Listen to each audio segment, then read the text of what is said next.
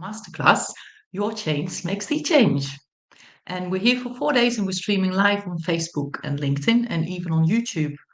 Now, life will never be the same again. So, over these next few days, I'm going to show you how to get from where you're at now to where you actually really want to be.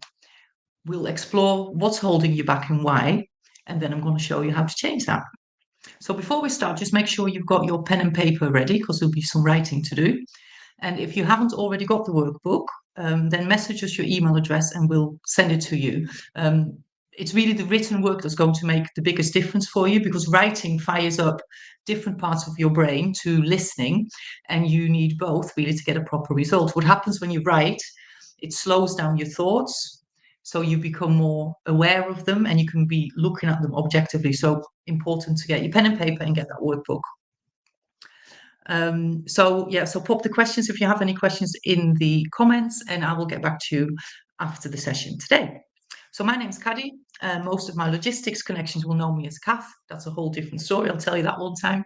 And I'm a mindset and success coach with the Proctor Gallagher Institute. Now, you may know Bob Proctor, one of the founders from the hit movie The Secret, and I help people get what they really want.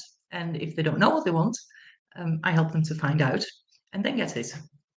So I'm really excited to be here with you. I love this stuff. And you turned up, and there's a reason for that, right? So let's cut the BS. You're here because you want to change something. Now, you might not know what you want, or you might know what you want, but you don't know how to get it. Or you know what you want, and you've started on the journey, but it just ain't happening. So ask yourself, how long have you been wanting what you're thinking about? And there's more to life, right? So when are you going to make that change? Because if you don't do it now, when are you going to do it? Important questions, right? Okay, so many of my clients are actually very busy executives and they work 60 plus hours a week, and a lot of the time, really quite stressful jobs. So they're missing out on time with their loved ones. And even if they are spending time with their family and friends, their mind tends to be at work on what needs to be done. So lots of them work at the weekends, and it's either to catch up because they didn't get around to everything during the week, or it's to get a head start for the next week. But most of my clients were working, not anymore, were working most of the weekends. So does that sound familiar? So how do you feel when you wake up in the morning? How do you feel on a Monday morning? Every morning, really. Are you dragging yourself out of bed and you're getting on with the day? And are you wishing the week away for the weekend because you will have some time off? And are you really tired? Maybe you're fed up and you just want more out of life, right? So I was actually myself very, very much like that, not a very, very long time ago, really. So let me ask you quite a profound question here. What are you exchanging your life for? Because every moment that we live, we get closer to the end, right? So what are you doing with your time? Now I have a sound timer here. The thing is that just keeps going, right? So that's your life. But we don't actually know how much sand is in there, right? So one of my colleagues always says, how many Christmases have you got left? Some of you will probably know who said that. Um, and really, if you don't start to do something about what you want right now, then when are you going to do it? Are you going to do it next week? Are you going to do it next month, next year? And how many times have you said that to yourself? Oh, well, I'll do it when this happens, or I'll do it when I finish this. But tomorrow never comes, does it? So let's see what we can help you with today and very quickly start making some changes for you. So you might want to change something, but you don't know how, or you believe that you can't because you've got responsibilities and you're busy, right? A lot of us will say, well, I would really like that, but I can't because. Okay, now the because is an excuse. It's not a reason, it's an excuse. So how are you going to create more time freedom, and how are you going to be able to do that working less hours and not be stressed, and then still bring in the money for your loved ones so that they can have what they deserve, right? All difficult questions. Well, that's what I'm going to show you. And that's why you turned up, isn't it, really? To find out how you can change something so that the things in your life can change for you. So the next few days, we'll talk about the importance of setting goals. What is a goal all about? We'll talk about, like I said, what's holding you back, which is really your conditioning, and we call those paradigms. So we'll get into that way more in day 2, and then how you get past those. So we'll lay some of the foundations today, so that in the next couple of days you can really start to make some big shifts already. So first, I'd like you to write down a situation in your life that is not how you want it to be. Now go into a little bit of detail. And if you can't write so fast because your thoughts are faster than your writing, then hold that thought and write it down after the session. Now, you don't need to worry if you can't make all of the sessions live, because you can watch them all on replay on my Facebook and my LinkedIn profiles. And we will send you all the links of the recordings as well after the 4 days. So now I want you to think about a win of the week, something good that happened over the last week, and write that down. Now, how do you feel when you think about that? Pretty good, right? Now, isn't it awesome that that happened? Great, right? Now, sometimes it's difficult for us to think of a win of the week because we're so busy with life, we're so much on autopilot that we don't really even stop and think about all the good stuff that happens. And we tend to veer towards complaining about the stuff that's not going how we want it. So, really allow yourself a few times a day to just take stock and go, okay, this is something good that really happened here. Feel great, right? So, let's get into it. So, very quickly, a little bit about me. So I grew up in Holland. My mum was actually in and out of mental hospitals from me being about 10 years old. So home life was a little bit shaky, to say the least. And, we had very, very good support network, thank God. But of course, that did affect me and my sister as young girls. So I moved to England when I was 20. And I was really quite confident in my professional ability, but not feeling very good about myself and not very confident in me personally, not really feeling worthy of the good things. And how many people feel like that, right? Most of us feel that we're not really worthy of the good things. So when I moved to England, I actually lived in a place for a very long time that I really, really didn't like for many, many years. And I was quite severely depressed for a long time and suffered from anxiety. Now, most people didn't know this, because that was really what was going on inside, and underneath the surface. So maybe you feel like that too, right? Everything seems all right, and you project to the outside world that everything's all right, but underneath, all these things are going on. So I had my son 20 years ago, and I divorced his dad when he wasn't even 1 year old. And this has made me laugh when I wrote this down because I mean, my son wasn't 1 year old, not his dad. Um, and then what happened was I ended up in a what I thought initially was a very good relationship and moved to a lovely area in England, but actually turned out to be a very abusive and toxic relationship. So that made my depression and my anxiety and my lack of confidence even worse. So eventually I did get out of that. No confidence, and 90K lighter. Lesson learned, right? And what I have actually learned since then is that, it was me attracting somebody like that into my life because of the way I was feeling about myself, because we attract really how we feel and what we think. So I was thinking for quite a while, there must be more to life than this, right? But I didn't really know where to start, or even how to go about feeling better. I actually remember standing in front of my bedroom window in my old house, um, and just thinking it must just be so nice to just maybe every now and again wake up once or twice a week feeling good rather than dragging myself out of bed and getting through the day.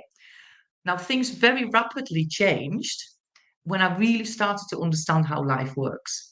And it's through the thinking into results training that I now facilitate as a coach myself. So, a lot of what I'm talking about is actually based on that material. And it made really such a huge difference, like night and day. People don't recognize me from how I was just a few short years ago.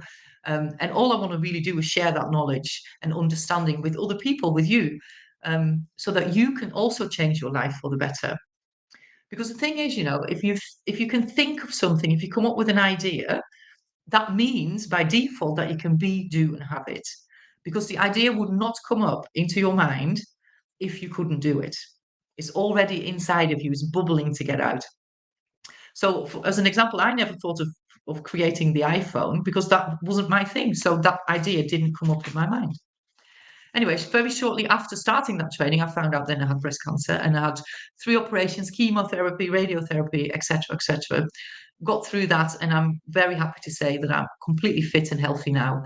But what it made me realize, I actually say, and people find this sometimes a bit strange, it was one of the best things that happened to me in my life, because what it made me realize is that life really is amazing. It is a gift, and we absolutely do deserve to live the best life ever.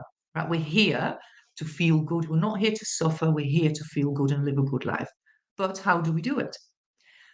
And it's difficult to even think about that when we are really so conditioned in how we live our lives the way that we do.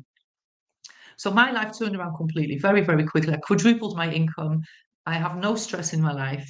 I bought my dream home a couple of years ago. Well, not even a couple of years ago. I put my son through commercial training. So the people who've been following me on my social media, I do post every now and again about that hashtag proud mama. So that was a dream of his since he was 5 or 6 years old. And he's now actually started his pilot training. I just bought my first dream car as well last month. So that's great. So all of that's amazing, right?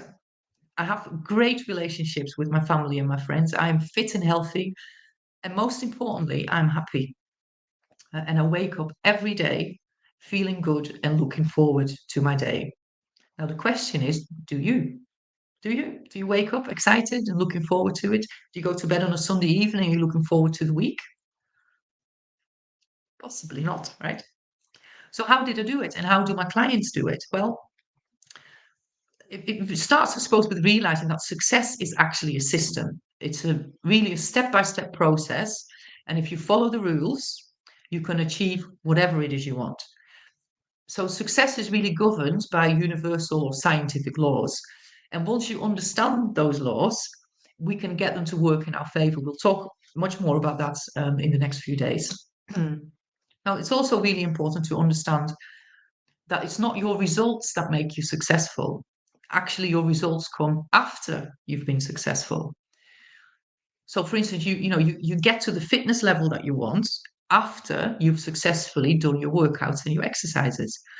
Now, you got the promotion at work after you successfully did your job. You get the money after you've successfully provided a service.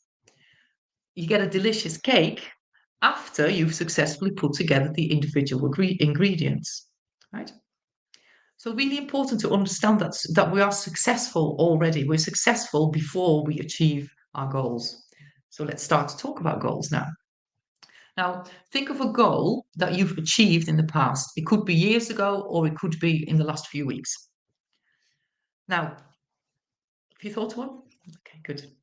Now, the reason you achieved that goal isn't through luck or isn't because you were born into a certain environment. The reason you achieved it was because there were certain ingredients that were present. So let's take a look at those. So you came up with the idea, right? You thought of it. And remember that if you can think of it, you can be, do, and have it, right? So the idea came up. Then at some level, you believed that that was possible. Now, you probably didn't know how you were going to do it, but you thought that it could happen. At some level, you had a belief that you could do it. You really wanted it. Then you decided that it was going to happen. You were going to go for it. Now, because of these initial ingredients, you started to take some different actions. So I'll give the gym as an example. That's because I've been going to the gym and I'm getting the results that I want. So, like, if you wanted to get fit, then you started to inquire maybe about the classes at the gym. And you got yourself some training gear. Maybe you got yourself some running shoes if you were going to go running. So you started to take actions towards achieving that goal.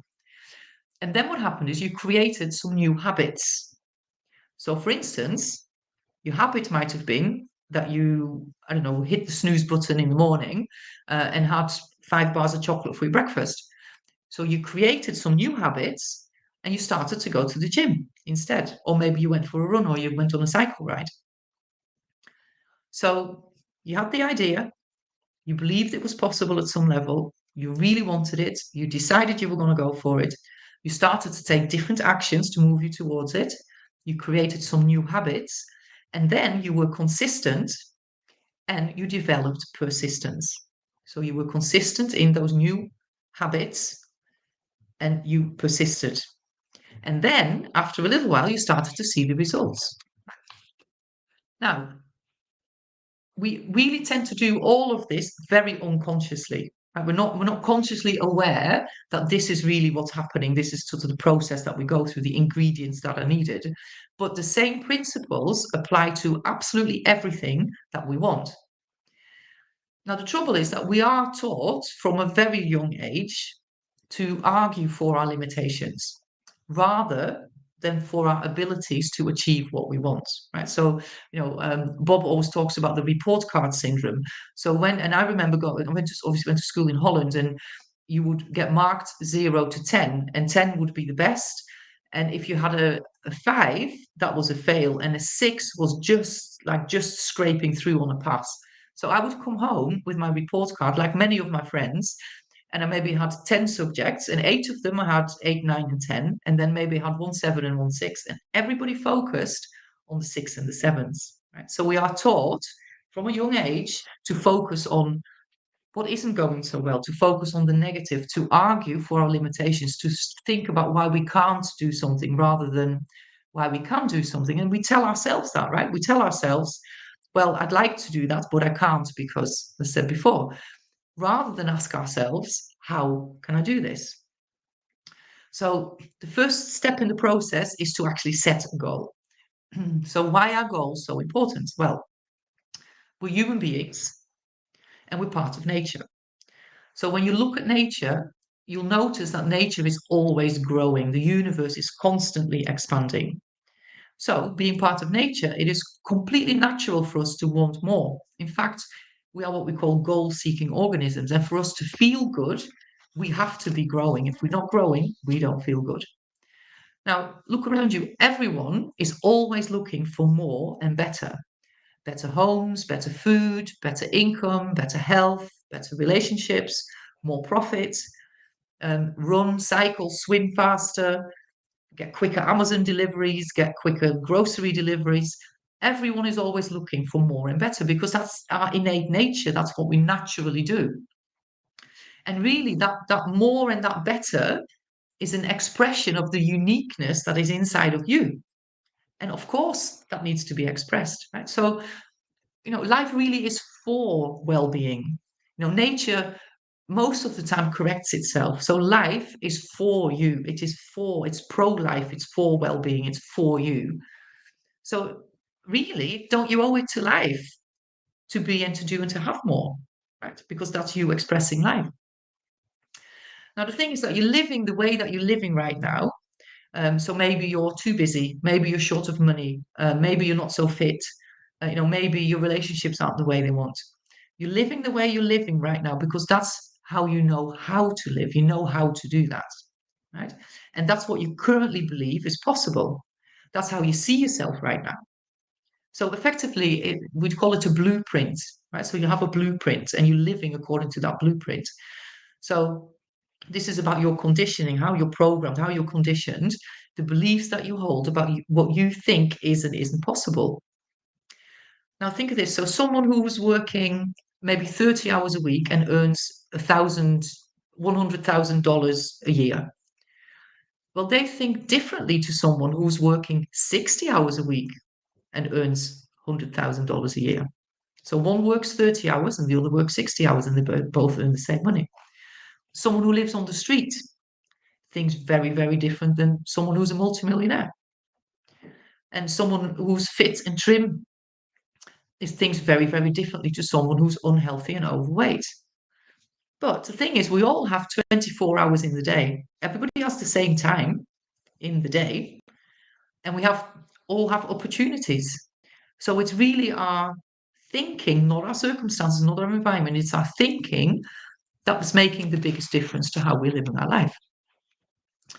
So really all you need to do is to become aware of how to do things differently, to start seeing yourself as that person that's already achieved that goal. Start thinking about that person that already has your wish fulfilled. Okay, so that's it. See you tomorrow. No, I'm only joking. Let's explore it a little bit further. So talking about goals. So what is the purpose of a goal? Well, a goal gives you direction.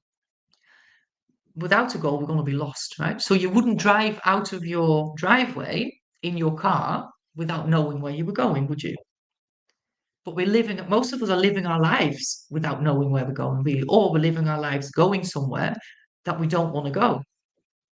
Okay, so maybe we want to go to London, but we've set our sat nav for Edinburgh. Well, you're never going to get to London if your sat nav's taking you to Edinburgh. Right? So we either have no or we're moving in a direction where we don't really want to be. Now, achieving a goal is great, right? The result that we get is great, but it is not the true purpose of a goal. The true purpose of a goal is to make you grow. It makes you grow into the person that we need to be to live that goal. And because we are goal-seeking organisms, and for us to feel good, like I said before, we have to grow. So if we're not growing, we're actually disintegrating. And ultimately, disintegration will lead to dis-ease, always hyphenate the word, dis-ease, and ultimately death, which is why it feels uncomfortable. So every one of us knows someone who's depressed, right? Maybe you have been depressed yourself, like I was a while ago. But really, the only reason someone is depressed is because they don't have an exciting goal to work towards. They're not growing, and it's because they're not growing that they're becoming depressed. Now, just imagine for a second, humor me. Imagine that there are no constraints. Right? Imagine that everything is possible. I'm your fairy godmother, and you can have 3 wishes, and everything is possible. And imagine that you have all the resources that you need. And imagine that what you want is not impossible. Just give it a few seconds to get rid of the constraints and just free up your mind, right? Now, write down something that you really want. And you might have wanted it for a while, but it's not happening. So write down something that you really want. And if you don't know, call me and I'll help you find out. Okay, so let's take a look at different types of goals.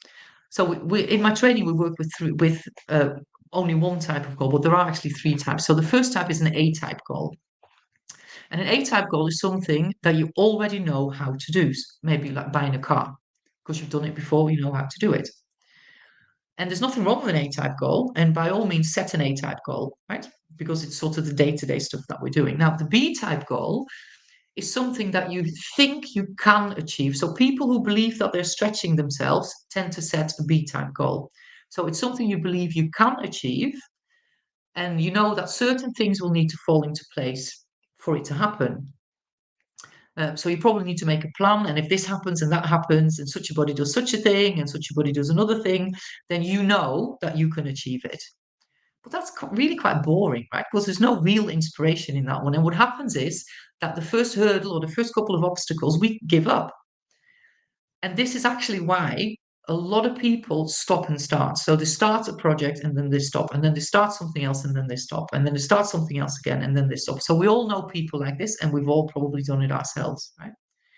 But that's why it's because that B-type goal isn't exciting enough to keep us going through the uncomfortable parts of the journey.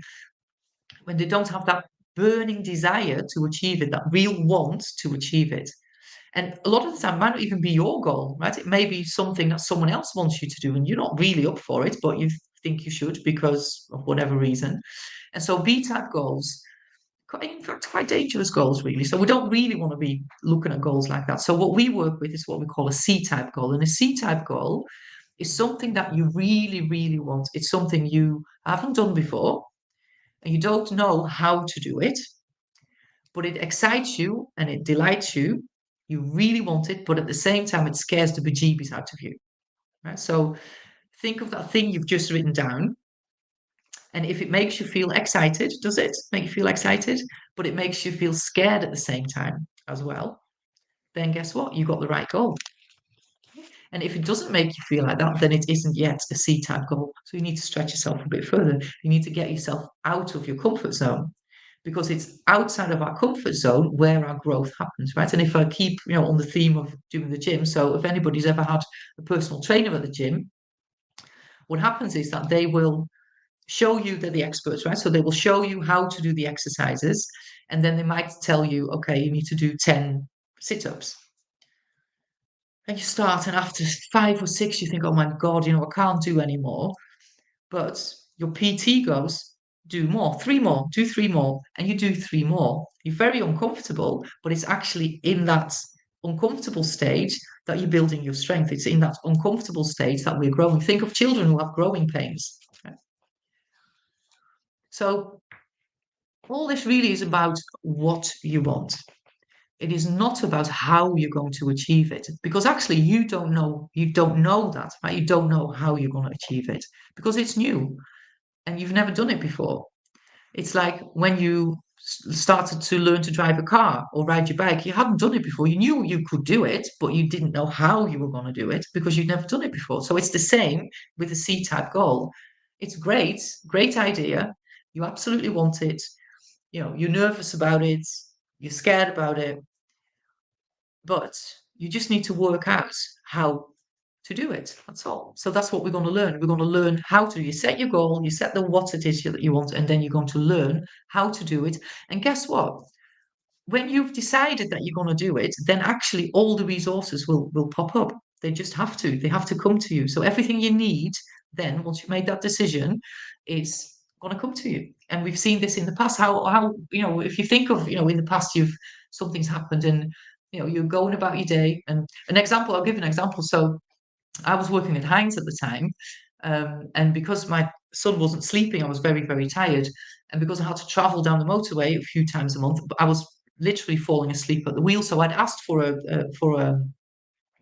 change in job. So they, have a good support. So they changed my job, but then that job got made redundant, and I wasn't really too worried about it, but I only had another 6 or 12 months left on my contract, and then I would have to. I was a single mom, had a young child, so it was playing in the back of my mind, but I wasn't too worried about it. And then this one time, I was actually in London, and I was on the plane back, and I just accidentally happened to bump into one of the directors in purchasing, who said, "Oh, what a guy who I already knew, one of the managers is looking for someone to support him in his team, which actually was in the ocean freight team." And so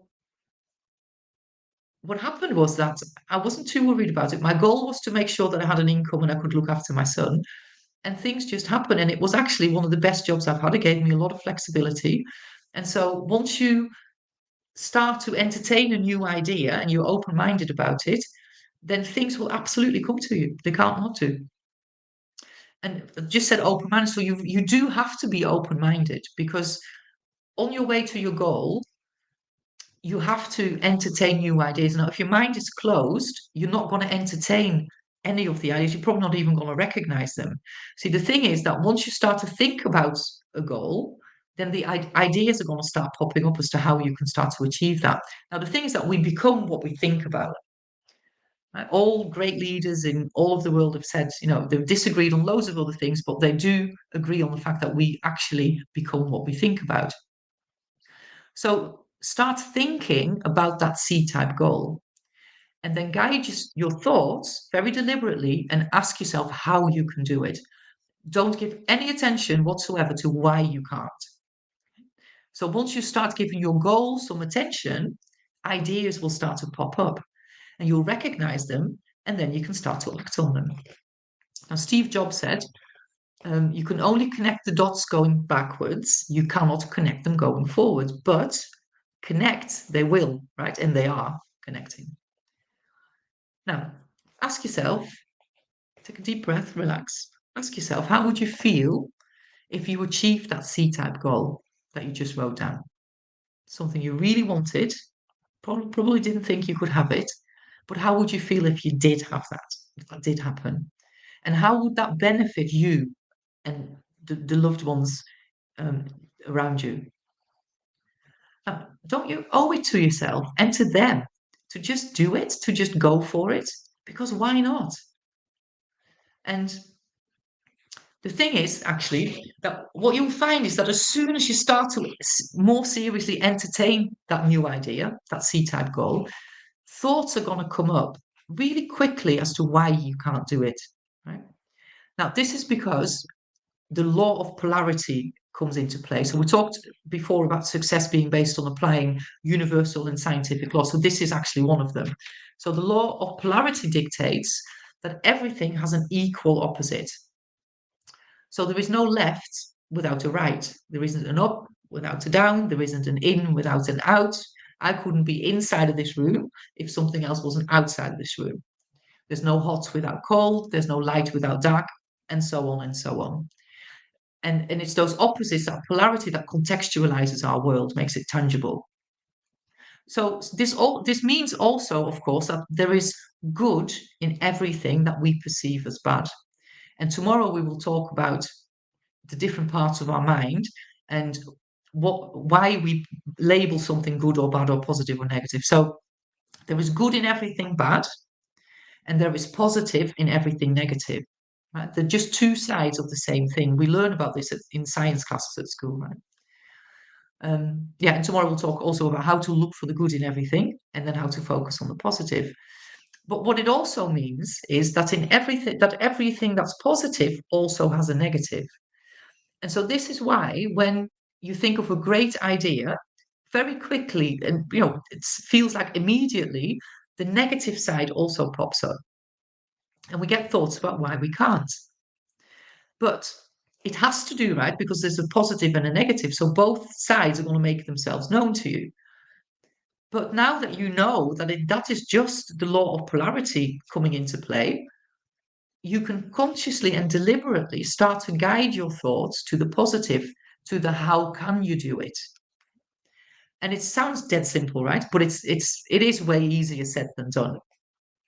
And we'll teach you more about that tomorrow. So we said that success is a system, and I heard a great definition of success from Earl Nightingale, who was actually Bob Proctor's mentor. And again, a lot of material that we teach is based on his insights. So his definition, or I think he may have heard it from somebody, but that definition is that success is the progressive realization of a worthy ideal, moving into the direction of your goal, and you are successful. That's success. Now, a successful person is somebody who is consciously and deliberately doing what he or she wants to do. And it doesn't matter what it is, right? It could be materials things, it could be spiritual things, it could be physical things, it could be money, relationships, health. No matter what it is, a person is successful when they consciously and deliberately choose what they're doing because they want to do it. They are doing it. Now, there's actually only probably about 2 to 4% of people who are truly successful based on that definition and who are really living the life that they want to live. So that's 2 to 4% of the population. That means that 96 to 98% of people are not living the way that they really want to live. And very likely, a lot of us are part of that, right? I'm happy to say that I used to be a part of that 98%, but now I'm not anymore. Now, what it means is that actually, if only 2 to 4% of people are truly successful, then it's quite illogical, isn't it? It's quite strange, quite weird to be successful. So, if being successful is illogical, then we are actually all meant to be successful, but it's illogical to be that. So it means that we have to start doing some illogical things, right, to become successful. Now, ask yourself, are you doing what you want to do? Are you consciously and deliberately doing the things that you really want to do in all sorts of areas of your life, right? But a lot of people, a lot of my clients, we focus on sort of the professional side of things. But it's with anything. Are you doing what you want to do? Are you trading your life? Remember, are you trading your life for what you really want to do? Now, for you to be successful, to live how you really want to live, you're going to have to do some illogical things, right? Don't be following the masses. If you're following what the masses are doing, then you'll be like the masses and you're not living the life you want to live. Now, there is absolutely no limit to what you can do. The only limit that we have is the limit we place upon ourselves. It's in between your ears. It's what you're thinking. So tomorrow we're going to talk about what's holding you back and why and how you're going to change that. And then we're going to get you moving towards whatever your dream is. Now, remember to write down something that you really want. And if you don't know what you really want, then start to think about what that might look like. Now, I don't know what you really want, but I do absolutely know that you can get it no matter what it is. You just have to really want it. So we talked about setting goals, and setting goals are very, very important. It gets us going. But the thing that we have to work on and that we have to change is what we call our paradigm, your blueprint. That's really what has to change for things to change in your life. So I'll show you tomorrow what paradigms are. And not only that, I'll show you how to change them.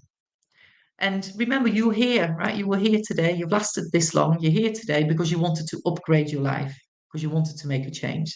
So make sure you tune in tomorrow for day 2, Habits and Self-Image. And we are streaming live again at the same time, 6 p.m. UK, 7 p.m. Central Europe, and 1 p.m. Eastern Time, live on Facebook, LinkedIn, and YouTube. And remember to ask for that workbook if you haven't already got it. See you tomorrow, same time, same place. Have a good one. Thank you.